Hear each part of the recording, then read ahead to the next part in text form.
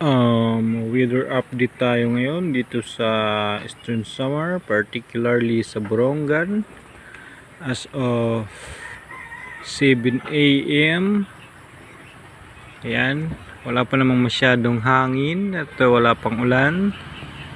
Umulan kaninang umaga pero tumila rin. Ayan, medyo nagsisimula na siya, pero sana we're hoping na hindi masyadong lumakas yung hangin. Okay, yan, parang sisimula na siya. So that is our update sa ating weather situation here in Borongan, Eastern Samar.